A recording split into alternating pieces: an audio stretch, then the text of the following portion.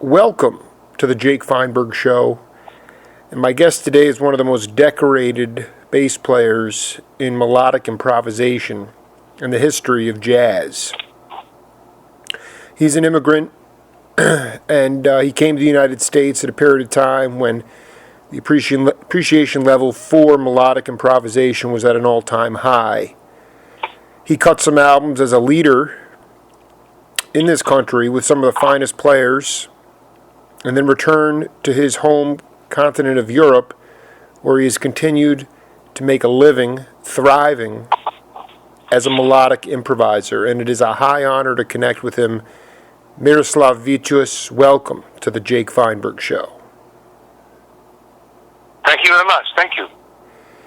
By the way, Miroslav, I wanted to tell you I talked the other day to Greg Rico. Do you remember that name? Oh, really? Yeah, and I know him. Yes, he says to say hello and send his love to you. Thank you. Yeah, I know he played. Thank you very much. Yeah. He played with Weather Report, right? Yeah, he played with Weather Report a couple of gigs. Yes. At the very beginning or the very end? No, at the end of when I was there, it was like after Eric Gravac, he came in, he played the Lincoln Center with us, and maybe one or two other concerts, and that was it. You know, Miroslav, I interviewed a buddy of yours, Jan Hammer, a while ago, long time ago, 4 years ago maybe. Oh, really? Oh, yes. I've interviewed over 500 cats from your generation. I'm only 38 years. Wow. Yeah, I'm only 38. So, Well. and Jan was talking about in Prague at the time, before the cage came down from the communist Soviet Union, he was able to actually get out. I think he took a boat to get to the United States. And I wanted to know why you came to the United States, and then how did you actually get here? Why I came? Okay. Well, that's a kind of a long story because I love jazz from, we were very lucky to receive I don't know if you know Willis Cannonball from Radio Free Europe. He was the guy who was sending all the American jazz music to Europe as a propaganda for the U.S., right, towards the communism. Right. And we got it. It was interfered by the, like, they were like, they had that thing going. But anyway, we got like just one frequency over and we heard it. So I think there was probably somebody who wanted us to hear it, who just didn't do it all the way. Because if they wanted to do it all the way, we couldn't hear it. So anyway, we were extremely lucky, and this is not just for the musicians in my country, but also it's all over Europe, East Europe, and also all over Western Europe, because they're getting the same thing. And as I had to actually find out when I came to the United States and I met some of my roommates and musicians in Berklee School of Music where I arrived, they didn't know nowhere near as much of a material as I had known because of this Radio Free Europe operation. So that was one thing. But to answer your question directly is I won a competition in Vienna in 1966 where I won the first prize, which was a Friedrich Gulda competition, and the first prize was the scholarship in Berklee School of Music, and something like 25,000 shillings at the time. And I won the first prize, and the scholarship, of course, and the money to go with it. So I was able to depart from the communist country to the Berklee School of Music legally. They let me go to study there, sort of speak. And of course I stayed. How did you get there? Did you fly? Of course. I mean, that was 1966. Sure. No, I mean, a lot of the cats that I talked to had different ways of getting over. I'm curious, the Radio Free station, was that essentially what you learned of jazz? Was that it was Afro-American music? Were you listening to a lot of African jazz? There was no African jazz. It was that. I'm sorry? It was only the Radio Fierro which we got the information from. I'm saying, what kind of tunes were they playing? Count Basie, Duke Ellington, or were they playing? What kind of? Count Basie, Duke Ellington, Miles Davis, Sonny Rollins, John Coltrane, Bill Evans, Right. Wynton Kelly. You name it. Everybody. He played Right. all the new releases, which nobody knew in America. I mean, I came to see the students. You know, when I got there, I said, "Do you know this album? Do you know that album?" They said, "No." And I was like, "My God, I'm coming from communist country, and I knew all these albums. They didn't know it, and they lived in the USA. You know, it was like unbelievable." It was in. Okay, so how much of a service is this? Let me ask you. So, was your Berkeley class the one with Dick Burke, Gene Perla, Ernie Watts, and those cats? No, I don't know. I think this was much later than they were. I was there with, actually my classmates were Harvey Mason, Richie Bayrak. Wow, Richie Mace. You know, any of these people. It was, You're telling me that... it was at that time. Yeah, no, I mean, Mace... I've interviewed Mace, and he talked about somebody, maybe Alan Dawson, basically getting him a gig with the Duke Ellington Big Band. I mean, you're telling me that even some of the black students didn't know the albums that you were foisting on them, like Wynton Kelly albums and Blue Mitchell albums. Even the black students didn't know the albums you were showing them. Yes. Everybody. Unbelievable. The same thing. How, looking back on it? I tell you why, because I tell you why. Yeah, please. They came from the different small towns. You know, they came from Illinois, or they came from I don't know what, California towns. Whatever, and they had a recording store in those towns, and they had few albums, and that's what they bought, and that's all they knew. You know, they didn't listen to the radio of any kind of a service for the United States. They didn't have that. So all they knew was the albums they could buy at the local store. You know. Yeah, no, I mean, this is kind of, looking back, I mean, I interviewed Brian Auger several times, and he talked about the first time he came to the States to play a show. They were playing on the same bill as Herbie Hancock, and he went to the Village Gate to see McCoy Tyner play, and there were about 10 people there. And he couldn't believe it, because this was the music that it's vexing for me, too, and I want to get your opinion as to why jazz has never been the masters of jazz, Ahmad Jamal, Randy Weston, McCoy, Coltrane, Miles. Maybe in retrospect they are idolized, but how come it has never been fully recognized in the United States, whereas in Europe, even living under communist rule, you guys were eating it up like vultures. Yeah, well, I can tell you exactly what the difference was. Because I knew when I came to the United States in 1966, I arrived in the jazz club. It was Village Vanguard. Village Cannonball took me to the Village Vanguard the same night I had arrived from Europe to see Bill Evans. And I have walked downstairs to the Village Vanguard. You know, there's like steps to go down there. I don't know if you know the club. Yeah, I know it. Yeah. And it was okay. So it was very smelly, very old, very funky, old 1955 microphones. The sound was like, just so. And I just came from the communist country, and we had a better jazz club than Village Vanguard in Prague, in middle of the communism. And this was a shock to me. It was completely shock. Because I realized that the Americans do not recognize, this is supposed to be American music, right? It was created in America, yes. And they didn't have not enough respect or understanding for it, so that they would treat it in the way. So you have Bill Evans playing at the Village Vanguard, in the prettiest funky club, and then he goes to Monterey Jazz Festival to the top of the world, on the stage where, it's like a star. And that's the difference, because the Americans did not recognize their own art. And, they were saying, well, as soon as somebody said that the jazz is the great music, they would say, yes, this is our music, this is the music of our country. But until you say that, jazz is total shit for them. It was then.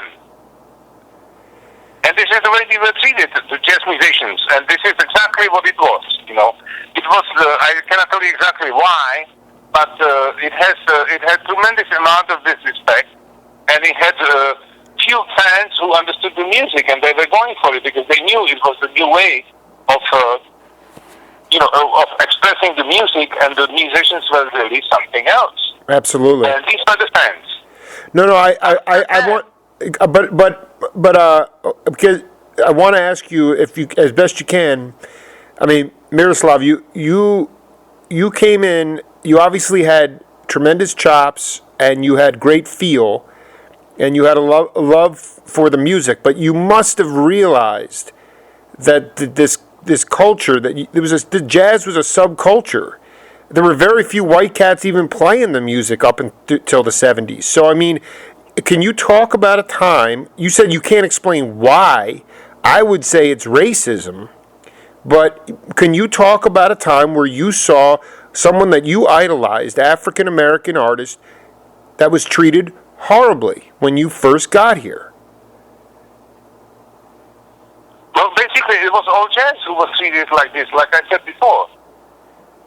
It was the whole thing of jazz was treated like this.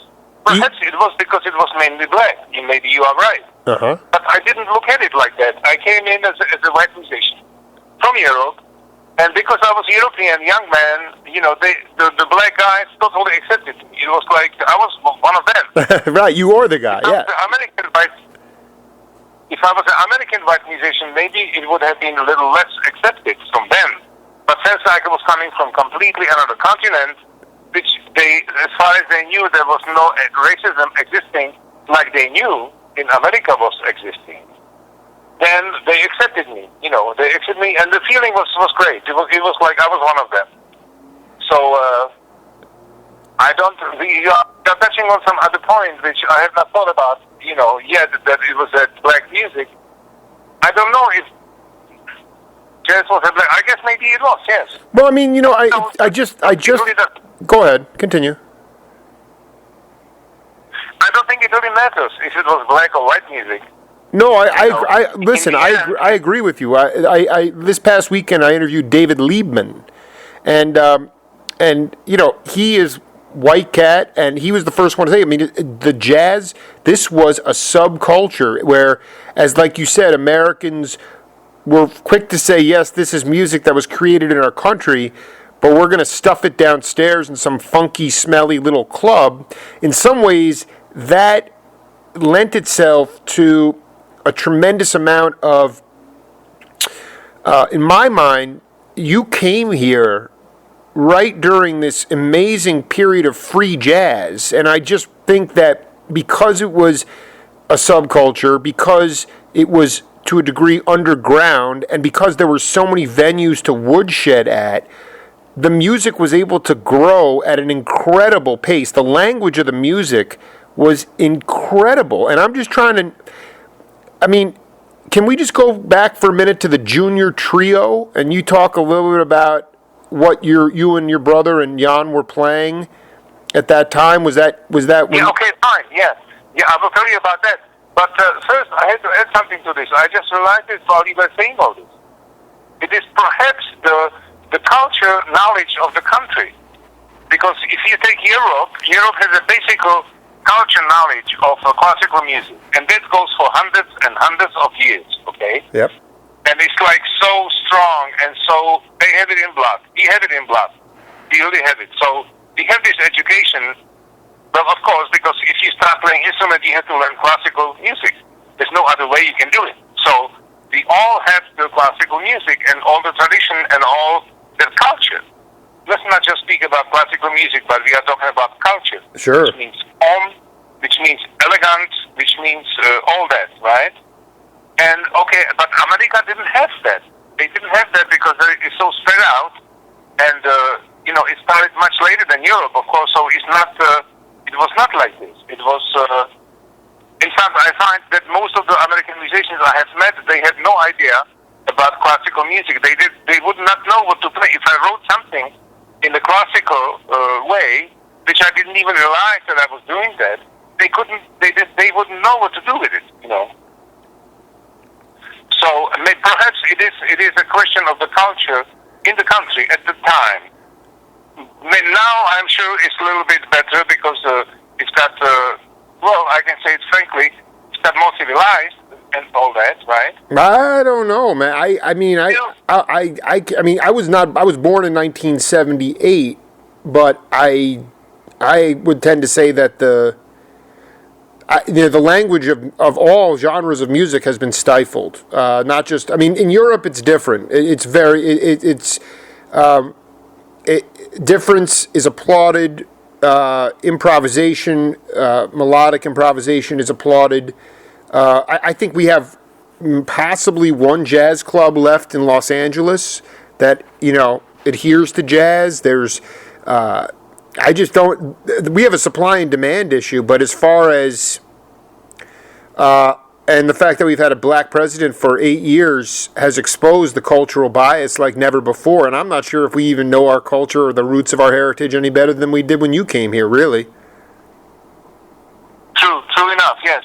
But, I have to add to this what you are saying, so that the people who are going to hear the interview, they will understand a little bit more. It is question that the money speaks in the United States. Right.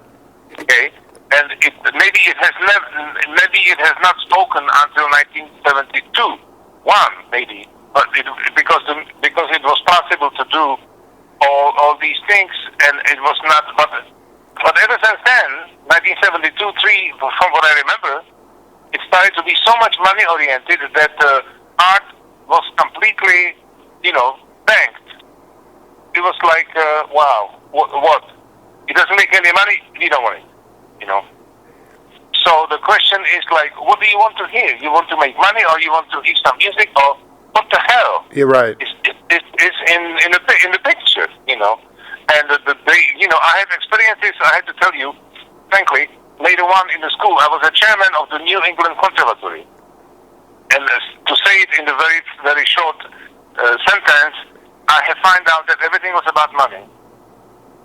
When the students told the teacher that he was in the lesson and the teacher was not in the lesson, the president of the school would have believed that he might not believe it, but he would go with the student because the student paid the money to be in the school. And I've experienced it on my own skin, and I can tell you this is why I left. I said, okay, American education is about money. All right, so you go with the student who pays the money because he's lying because his father's gonna kick his ass, right? Right. All right, and I'm telling him, I said, I don't give a shit about that. We are teachers here, and right. We have authority. And if you are going to go with the student and give him the money back, because he's lying, you are completely undercutting our authority and everything what we stand for. So I quit. It's only okay. I want to be clear about this story. The student said, "I'm dropping out. I don't want to complete this. I'm not happy here." What was the problem? No. Let me be clear about that. Yeah. They would come towards the end of the year, and they would have announced that my teacher didn't come to 5 lessons in a row. He didn't come. He didn't show up. So I want my money back. Was that even? But that wasn't even. Was he just lying? Yes, he was lying. Okay, he was lying, and then the president. And he didn't want his father to kick his ass. Right. Got it. And the school president sided with the student because he was paying the money. Exactly. Yeah. And this is when I realized what is the difference, because they are doing all this for money. They are not doing it for the arts. They are not doing it for the culture. They are not doing it for the education. They are doing every fucking thing, if you excuse me the expression, for the wrong fucking reason. Well, I mean, this is why listen. I have to. It's true, and it's one reason I love to talk to guys like yourself who, tasted this. Who know this music backwards and forwards, and who have collaborated in many prolific ways that have made a career out of it. But systemically in this country, even though that the music was birthed here, the insatiable berserko capitalism that started, like you pinpointed, in 72, 73, has only gotten more exaggerated to the point of saying, well, I mean, if it's not going to make any money, then it's not worth anything. It's just art. I mean, we're in a position now where people don't even look. I mean, Dizzy Gillespie was revered the same way a lawyer or doctor was, and now you have situations with musicians where you got to pay to play. You don't even get paid. You got to pay to play. Wow. And so it's gotten really, I mean, but then like I said, the urban centers are not what they used to be.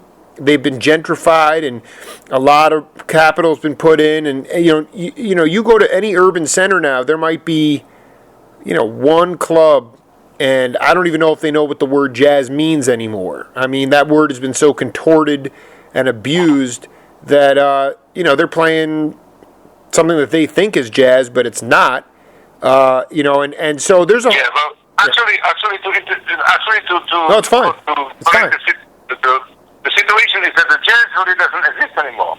It's an extension of jazz, which we took from jazz improvisation and the platform to go ahead and create some new music. But the jazz as it was in 1950s, 60s, whatever, that's not existing anymore. It's dead. Some students are trying to play that again, but the jazz as it was, is what was kind of like named jazz, is dead. It doesn't exist anymore. Do you believe that is because students do not go back far enough when they're trying to explore? I mean, I've talked to a lot of cats who, for instance, in the 2000s. No, I don't think it's because of that. Okay. I think the young guys come in, they love the jazz, they love the bebop, so they try to play like that. It's as simple as that. But they don't know what it is. They don't know where it came from. They don't know it. They don't have it in their blood and in their bones. You know what I mean? Well, they don't know where it came from. Why? Because there's no excuse for that. To me, if there was a resurgence of hard bop and post bop in the 90s, okay? So students in the 90s only went back to that hard bop, post bop of the late 60s. They didn't go back to the 50s and bebop or Charlie Parker in the 40s or the big band or the swing. They didn't go back far enough. Now you have guys in the 2000s who go back only to the 90s. When, in fact, you have now, with the dissemination of information, a saturation of information, you can get anything you want at the tip of your fingers. But to me, it's, if you're trying to play the music and you don't know the first thing about it, there's no excuse because there's so much information out there, but you're not going back far enough. That's the way I look at it now. And then on top of that, a lot of the original masters are either no longer with us or they're not really touring anymore. So there is no touring circuit.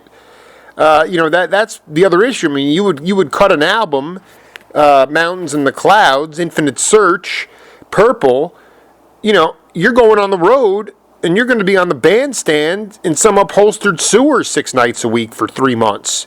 That doesn't happen anymore.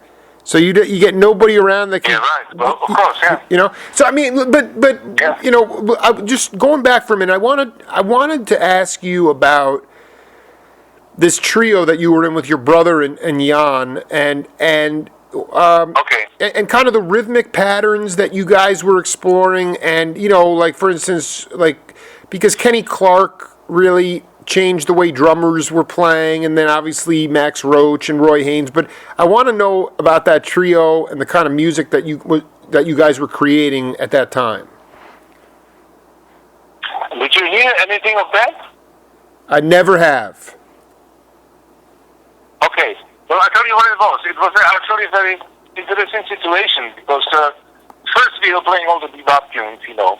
I was 14, Jan Hammer was 14, my brother was 15, and then all of a sudden, you know, idea came from my brother, Miroslav Vitous, okay, the drummer. He was the oldest of us, and he brought in some Moravian folk songs, and we started to play the melodies, and we arranged them, and we played it in our own original way. So we did something which somebody started doing in America 20 years later. We did that when we were 14 years old in 1964 in Czech Republic in the middle of communism. Unbelievable. Did you say Moravian folk songs? Moravian folk songs. Czech and Moravian folk songs, you know, from our country. Sure. Our folk songs. Sure. Yeah. And you're saying that that's what we did, and then we made. Yeah. No, but I want to be clear. You're saying that you were playing this stuff in a trio form, and that 20 years before this ever became sort of popularized. Yeah, it was like 20, 30 years before anybody started doing this in the United States.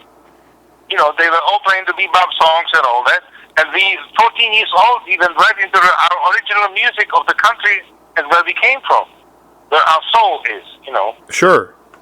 So, yeah, so it was like unbelievably advanced, absolutely unbelievably advanced, because I didn't need this till much later in the United States when they finally started doing that, some of the musicians. And you were just like, well, we did that 20 years ago.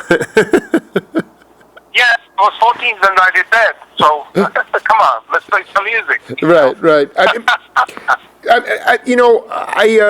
To me, I wanted to ask you about, you know, when you got to the Berklee School of Music, you know, who were some guys that you look back on as mentors, not necessarily people that taught you. I mean, because I've talked to enough cats, you know, that went there where Jackie Byard was teaching there, and they had such unique leadership styles and ways of teaching. And I wanted you to talk about one of your teachers and some of the nonverbal communication that they would use with you, but it was very effective.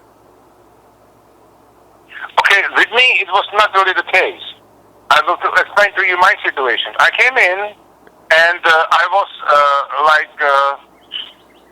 I came into the class. I didn't speak very much English, and the guy was speaking to the students for 45 minutes, and then he turns around and he writes a C on the blackboard. And I realized at the moment that he was teaching them the notes, the scales. And I have learned that when I was 7 years old, you know, and they were doing it right there and then. So I realized that, well, wait a moment, you know, I just came out of the conservatory of the highest level, really, and now I'm coming to the beginning of this. So after a while, I went to see the president of the school, and I asked him, I said, Mr. Chair, I think it was Robert Chair at the time, could you please move me up to the higher level, because I mean I learned this what this guy is talking about. I learned that when I was 7 years old. Right. I am very far advanced, and he says, no, I cannot do that. I'm sorry. Boom. That was that. So that was one thing. So I stopped going to the school after that. But let me tell you another thing. When I came to the bass teacher, who was supposed to be my bass teacher, and I played a Dragonetti concerto for him with the arco, you know, complete Dragonetti concerto, and then I played some jazz, Bass of Wine and Roses in double steps arranged for the bass, which I did. And after I played that for him, he says, Miroslav, I tell you what, I will give you A+. You don't have to come here because I really can't teach you anything. You are way past me. So that's what happened there with the bass teacher at the time in the school. So after that, I said, well, you know, maybe I'm not in exactly the right place what I thought I was going to be. So I moved into the apartment where I just had a tape recorder, and I started to practice and practice and practice. I set a schedule for myself, exactly hour by hour, what I'm going to do. Etudes, scales, classical training, then into the walking, into the improvisations, into the lines, into the essences, everything. Every day, 8-9 hours. I did it for 1 year. And when I got through with that, I was ready for New York. So that's what happened with me. So I really had no experience, like you say. There were some major figures, like you say. I think it was Charlie Mariano was in the school at the time, but he was not my teacher. And but I played few gigs with him. You know, he called me to play some gigs with him, and also Ray Santisi was the piano player. That's who was right. Also very good, and he also called me to play some gigs at the time. Alan Dawson, I think, was on the drums teacher there at the time, but I didn't have no connection with him. And there was also Herb Pomeroy, who was a genius for the big band thing. But I was not in the big band situation. I was a bass player. So I did not ever attempt to his classes or anything like that. So basically, I just left the school altogether and just studied by myself to get myself much higher, which is what I needed in the time to come. You know. I want to read you this quote from Harvey Mason. And he's talking about, again, I know you weren't connected with Alan specifically, but I want to see if you can relay something along these lines, even though I know that you were already almost overqualified for the Berklee School. This is Harvey Mason. He said, when I started taking lessons from Alan, he was very, very cool. He said, "You don't need this stuff I'm going to give you," which is kind of what the bass teacher told you. We talked and we played and traded ideas. He played vibes and I played drums or vice versa. It was an interaction. One night during my second year, third semester, I was sitting home one Saturday night and I received a call from the Tip of the Globe Theater. They asked if I could play with Duke Ellington. Alan had recommended me to play with Duke. From that gig, I realized he had a lot of confidence in me to do a lot of different things. When I was at the New England Conservatory, he recommended me for a gig with Errol Gardner, which was the first job I took after I graduated. So I guess more to the point, aside from woodshedding in your apartment by yourself, can you talk about being inspired musically when you came? The first memory of you being really inspired musically in a group setting when you came to the States. Well, it didn't happen in the school. I was inspired by all the albums which I had: Miles Davis, Sonny Rollins, Bill Evans, Coltrane, and a few other jazz musicians which were right at the top at the time. I was inspired by them, and not by the school at all. The school had for me no inspiration. I think the Harvey Mason was very lucky because he had a creative teacher, but I didn't have one like that. Right. So sure, no. So outside of, forget about school. But what about an inspiring experience at the Jazz Workshop, or Lenny's on the Turnpike, or some live setting when you had your head blown off? Yes, I was working in the Jazz Workshop with Bob Brookmeyer, during the time, because I met Bob Brookmeyer in New York when I was just arriving, and he asked me to play with him already then in Boston. So I played with him. That was really nice experience. And then on Lenny's Turnpike, I actually sat in there, Cannonball Adderley, who actually asked me already in Vienna in 1966 to join his band. When I was at the competition and I won, he wanted me to come with his band when I come to the United States. Wow. But it was not possible because I didn't have the green card, so I couldn't travel. They were going to Japan, they were going to Europe and stuff, and I couldn't go because without a Czech passport in the middle of communism, you can't go. They will not let you back into America. That's it. So I couldn't go. So the whole thing fell kind of through. So I just stayed in Boston and did my time there and studied. I got all my inspiration from the albums and from all that. How did you know? A lot of the cats, they talk about the springboard. In Detroit, the ticket was to get to New York. How did you know you were ready for New York, and what did it mean to be ready to go to New York? Well, after about almost a year of doing what I just explained to you, I felt I was ready. I didn't know where to go but to New York. So, fortunately, I met a great friend of mine, Walter Booker, you know, the bass player. Oh my God, yeah. Walter Booker. Well, he played with Cannonball. He played the Cannonball. He played with many different bands. Yeah, he was a very good bass player. But we became a good friends because when I was in Boston, I had a bass which I sold to him, and so we connected and we became friends. And then when I said, okay, can I stay with you in New York, you know, for a couple of nights? He says, come on over, you know, come on over, stay with us, you know, it's okay. So I took a bus with my bass, with my suitcase, and $20 in my pocket, and I went to New York. I love it. I love it. I love it. You just left. I don't think I could do that today. I wouldn't do it, you know, but I did it then. It was my friend. It was a destiny. Tell me about the. So you get to New York again. You're flying blind. You got $20 to your name. You got a bass. Talk about. You know, it's funny because I interviewed Airto Moreira a while ago, and he talked about going to Latin clubs, Spanish clubs. When he first got to New York, he didn't speak a lot of English, just like you. And he'd go try to play with his brothers, and his brothers would say, no. You go on the side of the stage and you shake a shaker, and you can just sit there and just don't be seen. And he said the guys who discovered him were Walter Booker and Roy McCurdy and Miles Davis. And that is, right. To me, that's going back to what we talked about earlier, the underappreciated jazzers, the guys that had to play in the funky basements. When they saw people like you and Airto come over, they got off on the fact that Airto was playing refrigerator tubes and all sorts of crazy African percussion from Brazil. So please tell me, aside from, just put me back when you got there to the kinds of jam sessions, who was showing up, and how you got involved in the scene. Yeah, well, you know, I came to Walter Booker's house, and I already had an engagement at the time with the Clark Terry and Bob Berkmeyer Quintet.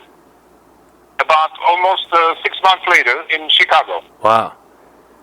That was the only engagement I had, because we played with Bob Berkmeyer, you know, in Boston. I was playing with him, and he loved to play with me, and he recognized my talent, and so he just gave me the gig. He says, come with us, you know, August 1 to 14, whatever. Boom. So I said, okay. I came to New York, I think it was June or July, May, June, somewhere in there, 1967 it was. And so Walter Booker let me stay in his house. He says, come on, you stay with us. It's okay. And then, Walter Booker was a very social person. So there was a lot of musicians who used to come to his house.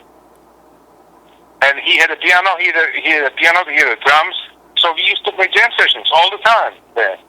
So everybody came over. I met Chick Corea there, played the jam session with Chick Corea, Jack DeJohnette there.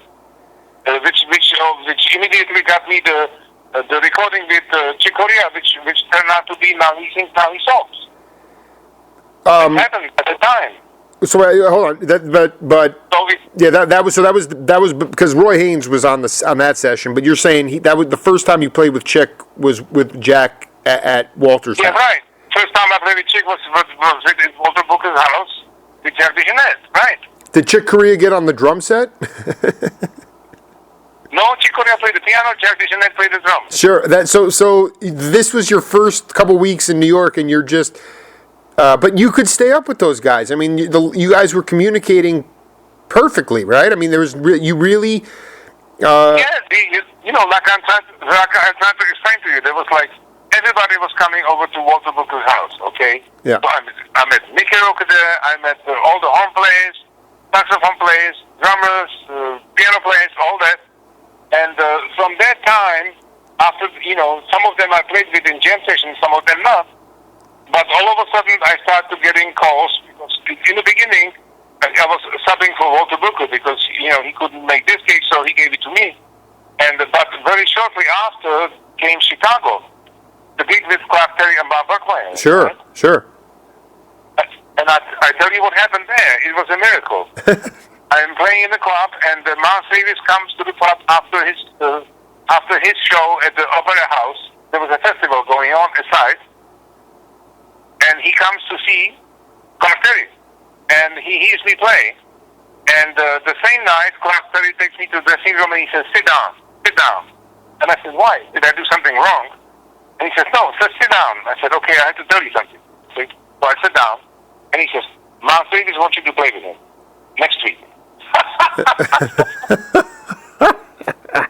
Okay, so I said, all right, okay.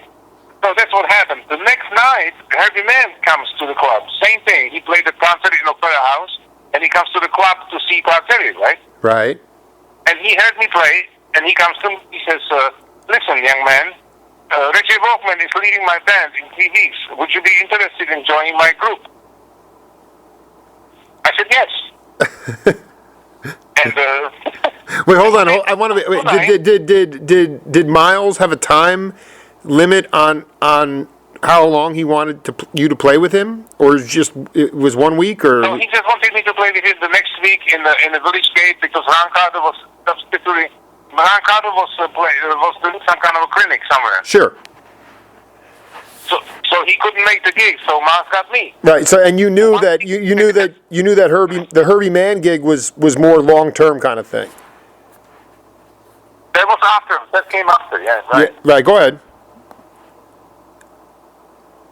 Yeah. So that was it. After those 2 days, the phone never stopped ringing. I got all the gigs. Everything was happening. Totally. Can you talk That's about? what I was waiting for. About a year. Yeah. No, I love chronicling this stuff. I mean, obviously you listened to Miles Davis records.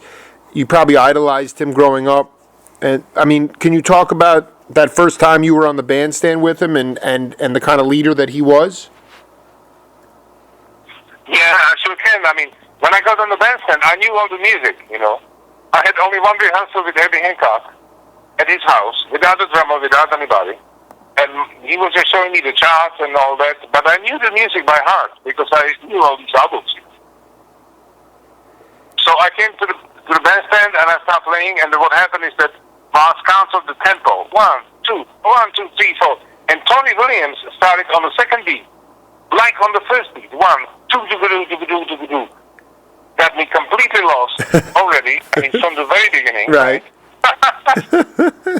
Which is what actually what he wanted to do because they wanted me to play the music. They didn't want me to play the bar lines, So I started to play music with them, and it was fantastic. It was incredible.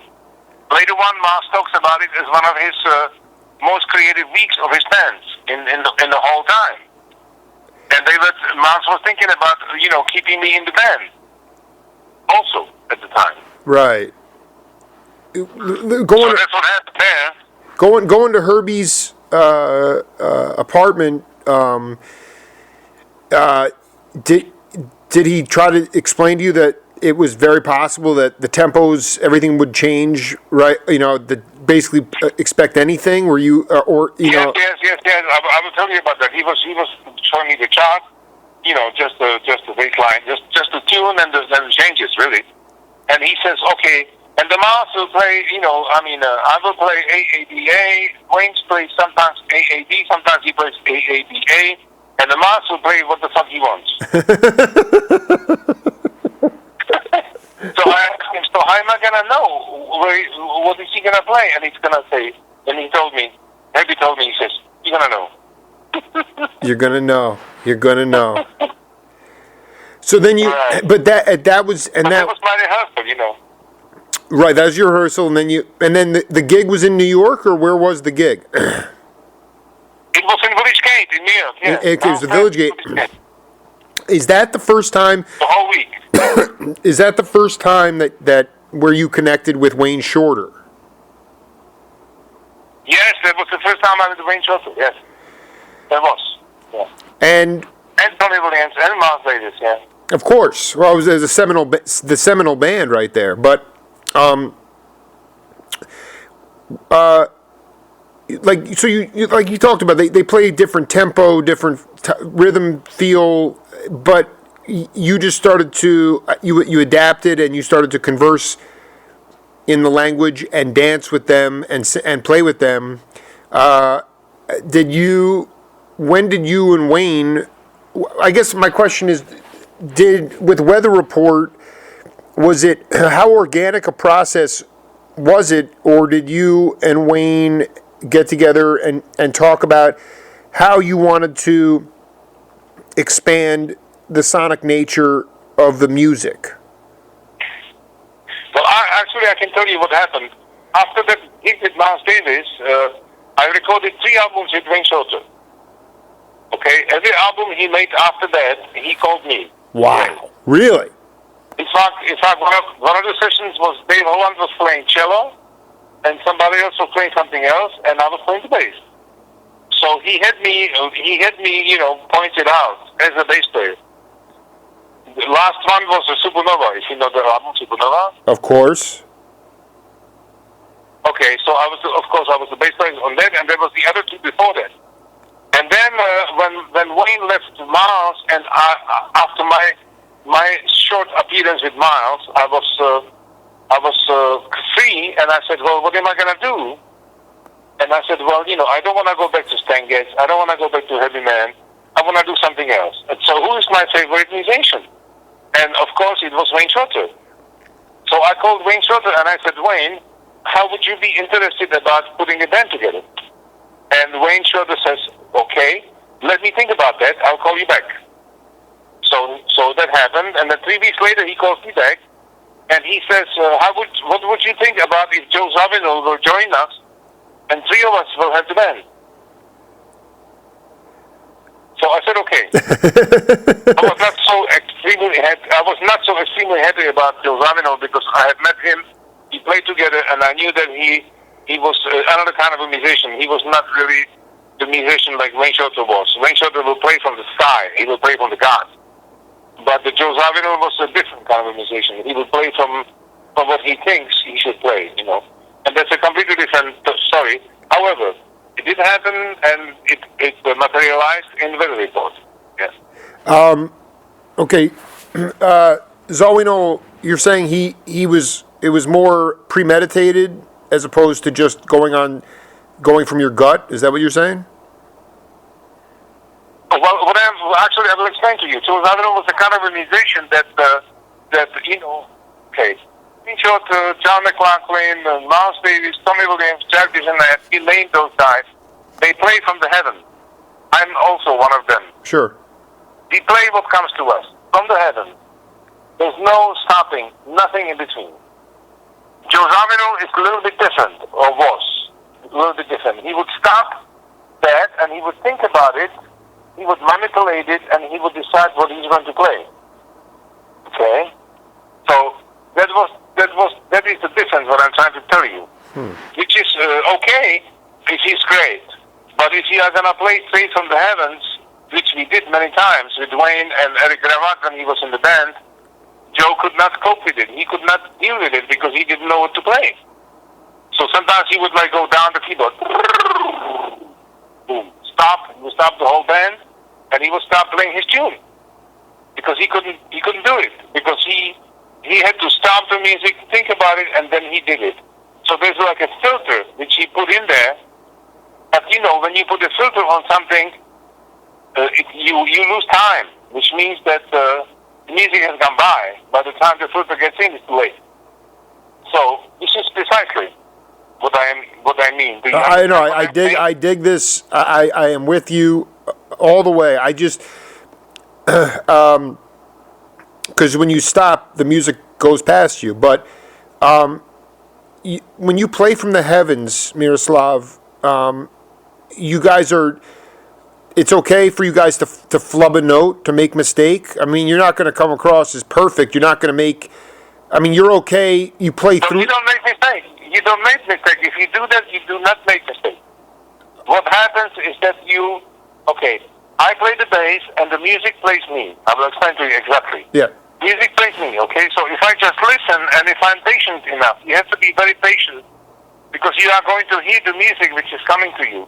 But you are going to have to find the time when to play what you hear, what comes to you. If you play too early, which I was guilty of many times, then it's not exactly right, okay? Right. So you have to wait for that, and I learned that later. Actually, I learned that after the report. I was not in tune with this until after the report. It takes a long time to get to the point that you can be like that. And what it requires, and this is the most important thing, my friend, it is that you have to give up your ego, because all of a sudden you don't exist. It's only the music which is coming through you, and you're doing that. There's nothing else. And so that's why what I'm saying, all these musicians I named before, they were able to do this at a certain time of their life, but Joe Zawinul was not able to do this. And that's why he couldn't cope, because he would have to stop and he would have to understand. And when you start something and you try to understand it, it's fucking too late. It's just gone by, But this is not the way the nature goes. This is not the way the star stands. They are not going to stop for you to think what the fuck you think about it. No. But this is so important. Like, this is very important stuff. Yeah. So, like, does it all boil down to the fact that Zawinul, he could not control his ego because he wanted to be in control, and when you guys were playing from the heavens and he had no control, he had to stop. So was it an ego thing? Yes. Is that basically you cannot let your ego go? Is that what you're saying? That's right. He could not let his ego go. He got to the top, but then he didn't realize that he has to let go and let the music come to play, because he was always the one. Because it's me who is doing this, not the music. And when this happens, you reach the top of the ceiling, and you cannot go any further. It's finished. You have to go back down. So interesting. Because you cannot grow anymore because you didn't accept the heavens. Let's put it simply this way. Yeah. Why did somebody is? Yeah. No. Why? Then my question is this, because I mean, you call Wayne and make an offer to start. You want to start a band with Wayne, and then why do you think he actually hired Joe Zawinul? Well, I think Wayne is he wanted to do something else at the time, and there was time to do something else. It certainly was. And if you are gonna get into this, I will tell you why the music. What happened in the Weather Report back then?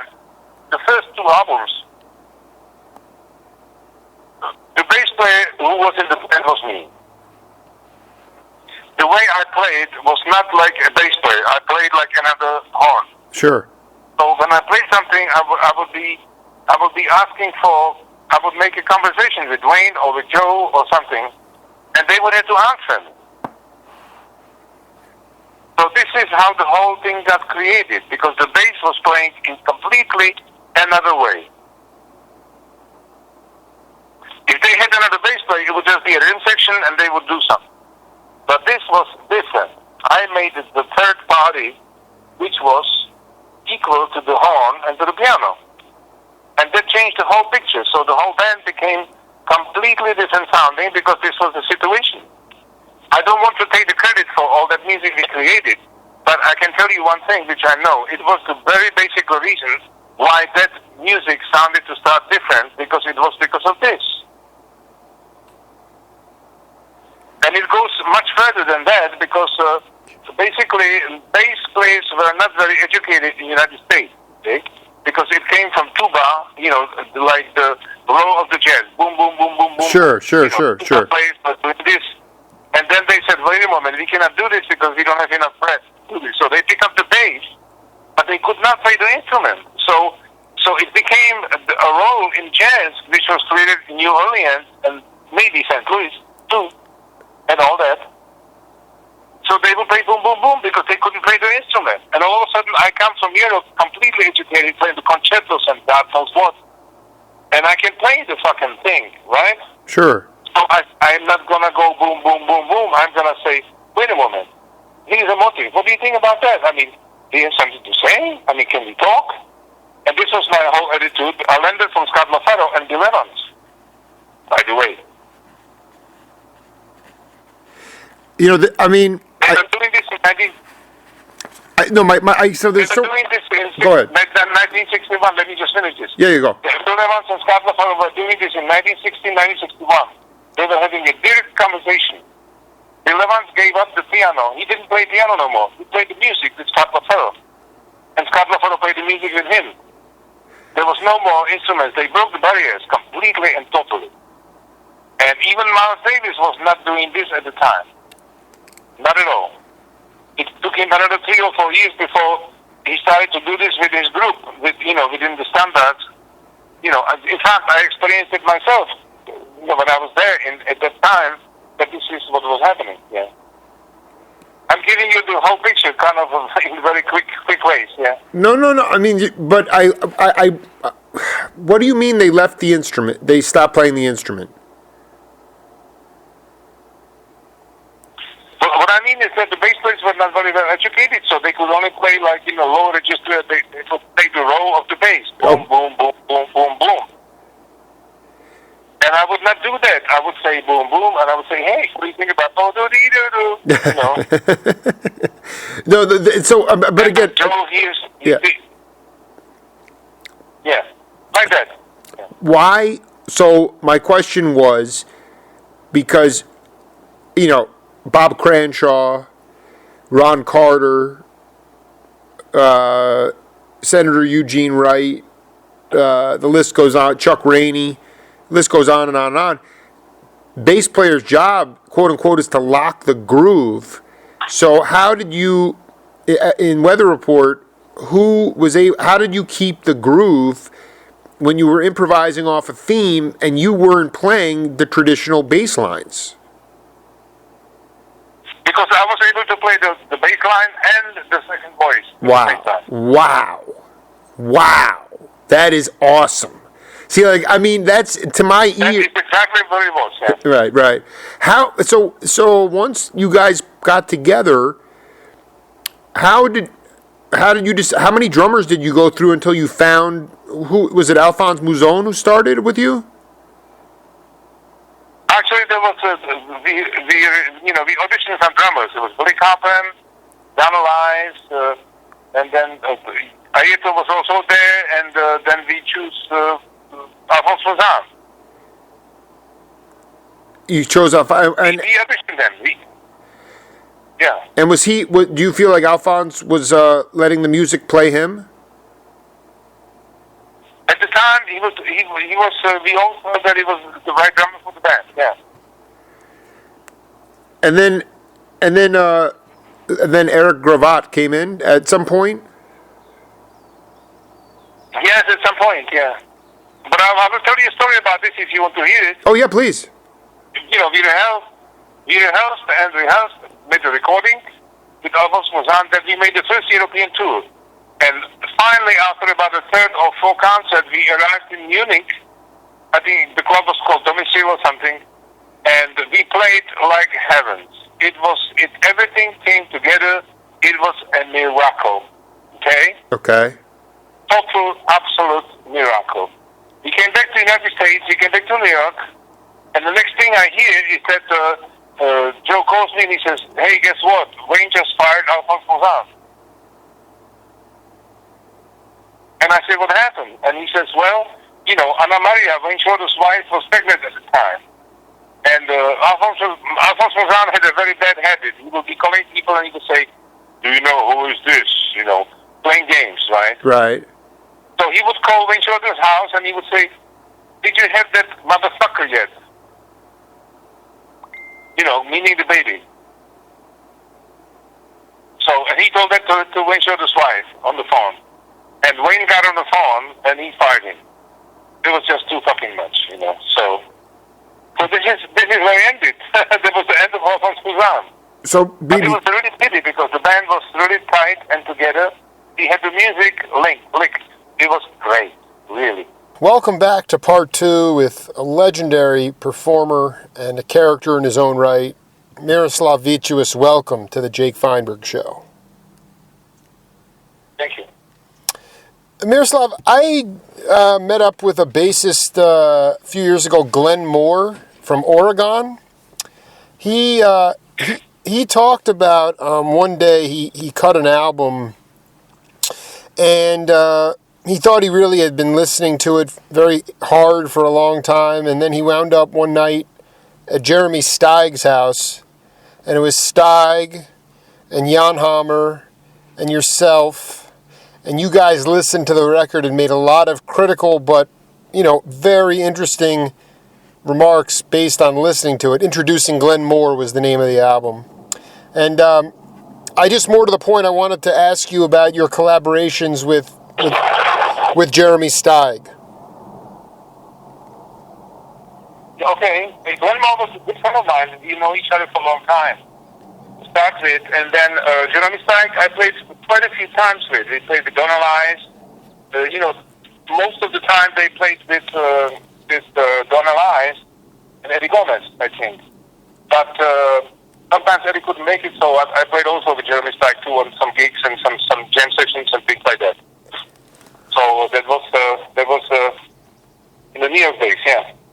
How much do you believe that we talked last time, you were very, very articulate about playing from the heavens, but, I've interviewed Lenny White and Dave Liebman and Dave Holland and now yourself, and, how much, Miroslav, did psychedelic drugs, mescaline, marijuana, how much did drugs play a role in mind expansion, consciousness expansion, and therefore musical language expansion? It's difficult to say. It was a time where, LSD was around and everybody used to smoke grass, a little bit of hashish, and then the cocaine came in, I think, somewhere around 71, 72, started to heavily come into the jazz musicians, area. So it was basically, thing which came with the time. I know that, for example, in the schools they were using more drugs than our jazz musicians were using. So it is not something which just came to the jazz scene.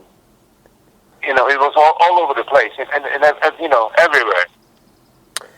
So as far as the music is concerned, I think it can have a opening mind effect if taken in a situation and in the right time, but of course not all the time, because that is a complete miss of excuse me. Bless you. There's a complete miss of the. Thank you. There's a complete miss of the. How would I say? The picture changes with the drugs, and maybe it can open up your mind that when you play yourself, then it is. You think you're playing one way, but what is actually happening is something completely different, because you are in another stage of mind. So I would say I don't think it's good for music, to play. Some people need to smoke all the time in order to even play. Right. But I never had that problem. I quit all the drugs in 1988. That was like the end for me completely. How did I never did myself any heavy. I never did myself any heavy drugs, but all that stuff and all the weekend things and what basically almost all jazz musicians, I'll say 98%, they did actually almost had to do. I went through that too. Yeah. Can you talk about your experience, an experience on LSD that you had, a trip that opened your mind? Well, it's actually I can tell you about I had about 3 LSD trips. My first one was in Boston, where I was just shortly after arriving from Europe at the age of 19, 20. And I remember that when I read about this in newspapers, that people who take LSD, some of them just walk out of the window thinking that the speed is one step, Right. And I remember when I took the LSD, that I remember when I was standing at the window, and I could understand why people did that, because it seems to be so close and so nothing that you could just easily step out and think that it's just one step. But I realized, I remembered in my mind that, okay, don't do this, It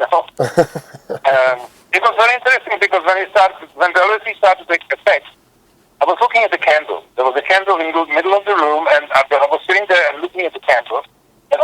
happens, like when you close your eyes a little bit and the candle starts to have the trails. Yeah, the trails, right, trails, exactly. So all of a sudden that happened by itself without closing, without, changing the eyes, and everything in the room became alive. I went to take a pee-pee at the toilet, and the toilet was like the neon signs which shine. Yeah. The toilet went from the down around the toilet and into the toilet like one neon lit up. And when I was taking a pee-pee, it was also light, like a neon.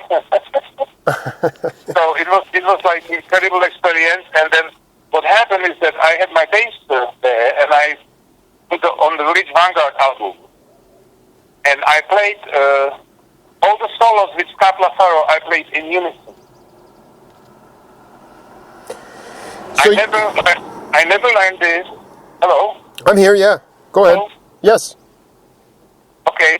I played all the solos with Scotty in unison. You have no idea how difficult that is. If I was to sit down and write it, I would have to learn it probably for 4 months or 5 months. I played it with him in unison. Unbelievable. But this is not something which would happen with anybody or any instrument or something. It was something because I still have, I believe, very close tie with Scott LaFaro. So I want to be very clear about this. The Bill Evans Vanguard sessions, you put on the record and you were tripping your face off, and you played all of LaFaro's solos perfectly. Right, with him. Right with him on the record. Right. Unbelievable. Now, that is just because at that moment things are so fluid and so clear, just like the window, just like stepping out of a third floor and thinking it's just one step. I mean, you would listen to that record. I don't think so. I don't think this is what it is. I think you missed the point that, like I said after, it is not a question that I could do this with any other bass player or any other saxophone player play all the notes. I had, and I believe I still have, a very close tie with Scott LaFaro, spiritually and intuitively. Did you meet Scott LaFaro? Yeah. So it was like he was playing it through me. Sure, but Scott LaFaro was a junkie too. No, he was not. He was absolutely clean. Really? I was told he was definitely a heroin addict. No, not him. Bill Evans was. Well, definitely Bill Evans. Just going back to the. Yeah, you should get the book Life of Scott LaFaro. No, he didn't. He never touched drugs. He drank one beer or something. That was it. And he had a very big fight with Bill Evans. When he did heroin, because they couldn't communicate like they could.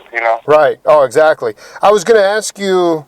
Talk to some guys, bass players, who other musicians. They don't like to perform on LSD. Did you perform live on acid? No, I wouldn't dare to do that. Never dare to do that. But I understand, it's not, you don't want to binge on it. You certainly don't want to do it all the time. But I don't know, man. When I listen to Infinite Search, and I listen to it a lot, Mountains in the Clouds, the reissue, it is just the most burning, urgent music, and I just believe that that period of time. Now you mentioned that cocaine came in around that time, but I mean the music was just so. That was later. So, but the point is that the doors of perception were wide open, and the music that you were playing at that time, with whether it was Steve Marcus or with McLaughlin or with your own as a leader. The music was so expansive because of the mind expansion. Do you believe in that validity? I guess all I'm saying is today, especially in the States, it is a sober, classicalized jazz kind of vibe. there is no sort of street mentality, or like you say before. Hugh Masekela told me he basically learned bebop on the streets. And I just wanted you to talk about that, if there is some validity to the idea that the musical language of the time grew. Joe Chambers is playing, I've never heard anybody play drums like he did on Infinite Search. I know he's not the only drummer. Right. But, I mean, it sounds like 9 drummers. And I'm not saying he was doing drugs, but do you believe that the psychedelic drugs had something to do with the elasticity of the music at that time when you came to the States?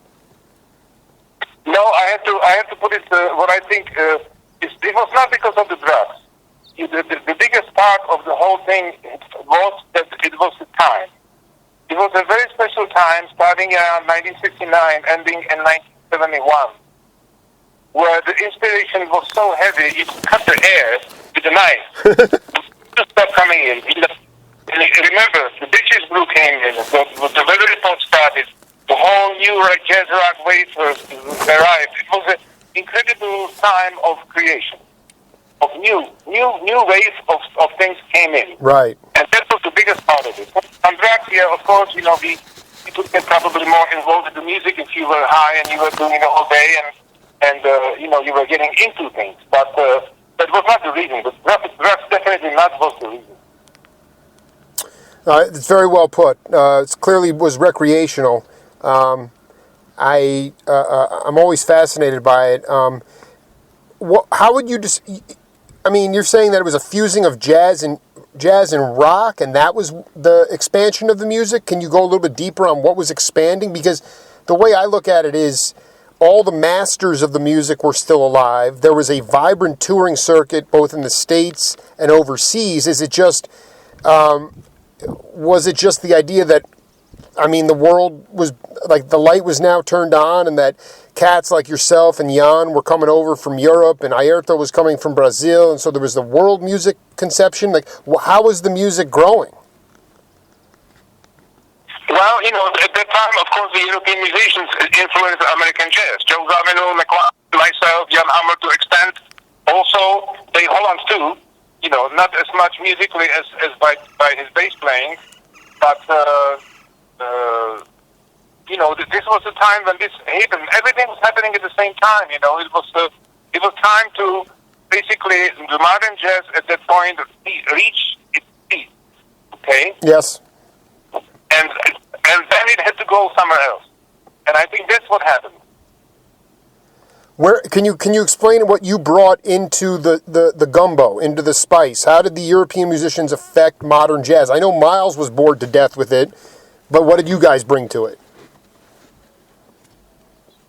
Well, actually, I think I would say the peak of there's a different thing, but probably the most recognizable peak of modern jazz would be Miles Davis Quintet with Wayne Shorter, Herbie Hancock, and Tony Williams and Ron Carter. Sure. Improvising on the standards and stretching them and kind of even taking 3 parts in the middle of the song to do something completely different with it. Then they were kind of looking for music, and that was the top of the modern jazz to me. Okay. Bill Evans and Scott LaFaro did that 6 years before, but they did it in much more direct communication way. They were directly talking to each other. This was a communication with the Miles Davis Quintet at the time, that they were still coming out of the roles of what they had to play: bass, drums, This is so important. Continue. Yeah, so basically that's naturally started evolving because it was growing into new things, and it was in the air. I think the God sent us, or whoever it is, or the music spirit sent us some waves which gave us the new things, and things started to be created. You cannot put your finger on it because it happened from the heavens. It didn't happen by the book or by somebody saying he will do this. Well, what about the idea that, I mean, think about it, Miroslav. I mean, you went to Berkeley. I mean, the tuition wasn't that much, but you were so advanced you really you didn't need academia. Now, music is taught in academia. I mean, you can't tell me that it was all from the heavens. To me, it was jazz is out of the blues, and that's a street music. No, you misunderstood. I'm talking about at that point. Oh, but I mean, how many colleges truly, maybe 3 colleges in America at that time, 69 to 71, had jazz curriculums. Almost, Juilliard didn't have a jazz curriculum at that time. It was like North Texas, Berkeley, and that's about it. I mean, it was, you learned on the bandstand. And as far as I'm concerned... That's true, yes. Yeah, no, what I'm saying is... Well, either on the bandstand or listening to the albums of the musicians which has already recorded it, you learn from that, and you learn from when you're rehearsing with the group to go on the bandstand. You learn from all of this. Absolutely. Did Pete LaRocca, the drummer, was a cab driver. John McLaughlin, when he came to the United States, Tony Williams picked him up at the airport. Miles Davis put money in his pocket, helped him survive. Can you talk about people that when you came to the States that helped you? You talked about it last time with Walter Booker, but I guess more... I can tell you, Willis Cannonball was the first one who really helped me. Because when I came to New York, he picked me up and he invited me to stay in his house in New York for 1 month before I went to Berkeley School. So during that 1 month, like we were talking last time, I have met all these musicians. I sat in with a lot of the greatest musicians, and so that was the first biggest help I received when I arrived. Say, I missed the name. Who let you stay with him? Who let you stay with for a month? Willis Cannonball. It was the announcer of the Radio Free Europe. Willis Cannonball. Wow, this is huge. He let you. So you knew him from the radio that would play all the classic modern jazz, and then he let you stay with him in New York. Exactly. He was in the competition in Vienna, if you remember. Uh-huh. We talked about that. Yes. He was there also. And he was also at the Prague Festival after that. So he met, and my father talked with him, and then when we knew that I was going to go, he invited me to stay with him 1 month. And he took me all around these great musicians, like I was telling you, Ornette Coleman, Bill Evans, Jim Hall, Bob Brookmeyer, Duke Ellington, all these people I sat in with, he took me to them. Do you remember, okay, because this is so interesting, because we're actually getting more into the past now, because the first thing that we touched on, we jumped from Vienna to Berkeley, and then you woodshedded for a year in your apartment, and then Walter Booker invited you to New York. What was your first gig when you were staying with the radio announcer in New York? Like, who did you play with? Ornette Coleman first? That was not, it was not gigs. I sat in as a jam session. Can you talk about that first jam session when you arrived in the States? I can't remember which one it was, but I think it was maybe either Jim Hall or Bill Evans. Wow. Unbelievable. And where? Then I went to Ornette Coleman was playing. I sat in with him at the Vanguard. I sat in with Duke Ellington at the Rainbow Grill room up in the Radio City Hall. Music. The tower. And then he took me to Slacks. I went to Village Gate. Different places. I went into Bill Evans' house. I told you that. He played a little bit there. I walked in there with my face on my shoulder. Yeah. It was unbelievable. So it was happening like that. I didn't have a gig. My first gig was actually with the well-known musician was in Boston with Bob Brookmeyer at the Jazz Workshop. It's somewhere in the middle of, I think it was the beginning of, either February or March or April of 1967. And that was when, and that then was my first gig. That was in Chicago. Yeah. That was in New York, and then he invited you to Chicago. No,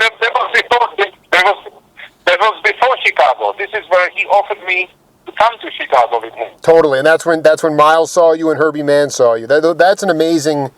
But you really were already your name was floating around when you had a chance to play with Duke and Ornette. I mean, you were getting your feet wet, even though it was just jam sessions.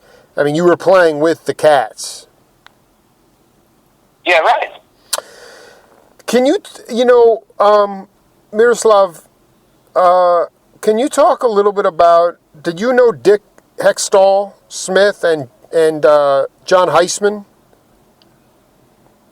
No, I didn't know. I don't remember these names. Maybe I, remember them, but I don't remember these names. They were just European jazzers, but I just wonder, you've been in Europe now. You left the States. I mean, it's amazing to me. I see that record Magical Shepherd, and I say, my God, what Miroslav he's wearing this amazing outfit, and he has this incredible sort of 12-string crazy electric bass. And I'm looking at the personnel, and it's like James Gadsden's playing on it. James Gadsden played with the Charles Wright and the Watts 103rd Street Rhythm Band. I mean, do you... Right. Were you satisfied with that album, or do you feel like already that the musician had lost creative control at that point, roughly 1976? Well, I think that we have talked about that in the last part of the interview, and that is that I was trying to make up a commercial album to basically prove to myself that I can play this commercial shit which they wanted me to play, So basically, that was the reason why I did that. I was not satisfied. I was not satisfied with the music at all. And but consequently, there was some nice music on it. When I listened to it later, and I heard it not so long ago, it's actually some pretty nice music. And I heard that the album is selling quite well now. I don't feel like you are playing that inspired on it, to be honest. I mean, isn't that why you left Weather Report? Because they were going in a commercial funk direction? Yeah, but I was young and I was stupid, so I wanted to prove to myself that I could. Who can you talk about? Who is they? Specifically, who is they, and what kind of commercial music were they urging you to play? Like R&B, or what? Can you give an example of who they were and what they were asking you to conform to? Well, I'm talking about when I was in Weather Report, right? No, I'm talking about Magical Shepherd. Magical Shepherd. Oh, Magical Shepherd. Well, this is what I was just telling you. I did that because I wanted to do that. You wanted to prove to yourself that you could make a commercial album, but I'm saying, what kind of commercial tidbits were people saying, were the producers saying, Miroslav, try this song, try that song? I don't know the track listings offhand, but what were they trying to... No, I wrote... It's all original music I wrote for it. Even the lyrics I wrote. Really? Yes. I have I'm going to go buy a copy of that today at the record store. I mean, to me, it's so far from, the scene had changed so much. When did you know, in your mind, that you had to leave the United States and go back to your homeland? Well, first I will answer the question about the Magical Shepherd album, okay? Yeah, sure. I was trying to do a commercial album, and while doing it, I find out that I was completely empty. There was no inspiration, there was no satisfaction, and this is what I recognized, that I cannot do that I have to play music in order to be fulfilled. And from that point on, it was very clear for me that I can never do this like that ever. So that's to answer that question. Yes. Yes. Okay. And then in 1988, basically when I was in Boston, 87, I started realizing that I really can't live there anymore because I was becoming too much like, European population has more deeper roots than Americans do because it's much older continent and it's much more culture oriented. There is many more people in one places, so it's very deep, kind of. Also the culture of, and I just don't mean music, I mean culture period, and also culture of eating, culture of many things. It was much deeper in Europe, and I was missing that in America because it was much lighter. It was the television, it was the hamburger, and everything was $green. Everything was the $green. They didn't communicate much, everybody was just kind of on their own, and there was really no togetherness, and the friendship in the United States I have found was very shallow. it didn't reach any depth, and also the friends didn't hesitate one moment to screw up the friends, by betraying them or deceiving them or whatever. There was normal in America, and there was not normal in Europe. So after all this, I started feeling like, well, if I'm going to stay in the States, I'm going to become like that. Right. Or I have to go back to Europe and get my roots back. Can you not back all the way, because I still had my roots, but I had to come back to refresh them. That's a better way to put it, because I had to do that. I was ready to leave. It was just too much. I couldn't be there anymore. I didn't feel good in America anymore. Can you, because we just went through that at the turn of the decade, 69 to 71, where the music was growing, and it was, to me, at least from my perception of it, much less about, it was more about the music and less about the green dollar. But can you point to a couple of things within the industry, or just from a societal point of view, where you realized the United States was shallow? It wasn't always. I mean, there was a place in Boston called the Combat Zone, and basically you'd go down there and it was like strip clubs and striptease clubs, but you'd have organ trios, 2 sets a night, you had the Jazz Workshop, you had Paul's Mall, you had all these venues. But then you're saying by 76 everyone kind of started doing their own thing. How come it got so isolationist? Can you point to a couple of things? Well, no, I don't think it's a question of how many clubs and how many things was happening. It's a general question of life I'm talking. I'm not talking about the music scene now. I'm talking about people. Yeah, there. Right. So we don't have to get into about the scene in Boston. I don't know. I never went into it. I was practicing heavy bass gigs and left for New York. So I don't know about all these things. But you felt like the hamburger, the money, it was money. The culture was not that deep, and yet I consider Boston to be one of the more culturally heavy places in the States. But you say it was. Yes, but I'm talking about much later. I'm talking about 80s. This is when I start noticing myself. So I think you're 8 years of Ronald Reagan really fucked us up. Well, I don't know if it was Ronald Reagan or if it was Nixon or whatever it was, but it's just that the freedom kept, all of a sudden freedom started to disappear. More control, more taxes, more this, and then all of a sudden the freedom which we had at the end of 60s and beginning of 70s disappeared. Right. I think what you're the word. Now my friends tell me that it's almost a dictator state. It's a police state. No, it's police state.